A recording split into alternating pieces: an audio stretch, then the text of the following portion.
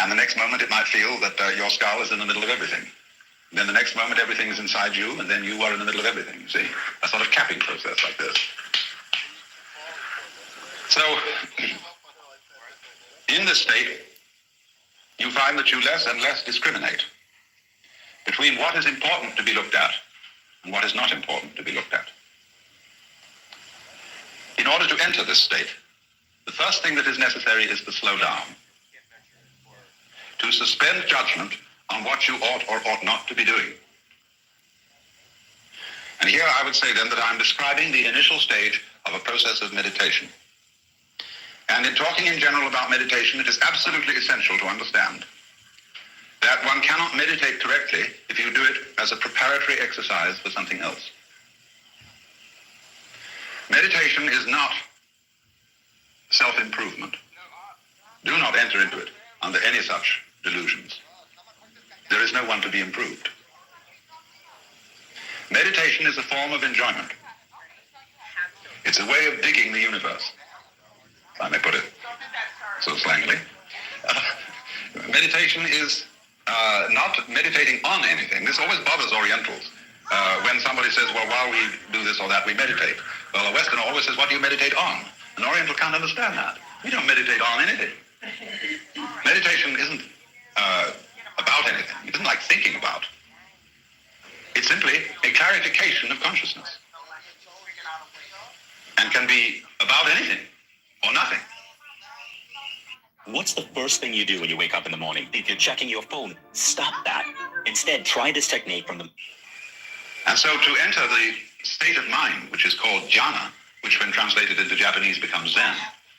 Jhana is a yoga word. The first thing that's necessary is then to slow down and to abandon notions of what it is important to do and what it's not important to do. And instead of closing your eyes, keep them open, keep your ears open. N-word! Relax, N-word. Just relax, little N-word. But don't program them. That is to say, don't tell them what they're supposed to look at. Let them simply fall upon, or let everything that is there to be heard or seen arrive. Why don't you change your PTR, Edward? You look disgusting. You make me want to vomit. Let your ears hear whatever they want to hear. Let your nose smell whatever it wants to smell. And let your sense of touch feel whatever it wants to touch. And in general, let your mind do whatever it wants to do. Of course, as a matter of habit, the mind tends to be incessantly chattering.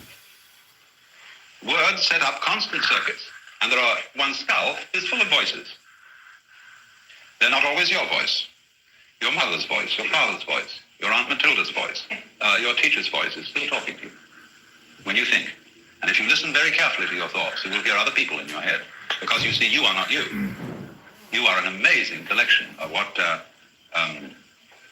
George Herbert Mead called the interiorized others. And all this chorus of voices is constantly directing your life and propagandizing you. You have now to tell them to shut up. And try to let thinking, that is to say, interior talking, stop. Now, you can't force it to shut up. And that is why one of the classical aids to meditation is concentration. To find something to focus the attention on so that the chattering will cease. And it should be something interesting. Something that is not interesting in the sense that you can think a lot of ideas about it, but something which is enormously fascinating for its purely sensuous aspects. The female form is not too appropriate for this purpose, nor the male form for women, if they find that very fascinating, because it has so much social junk attached to it, so many associations.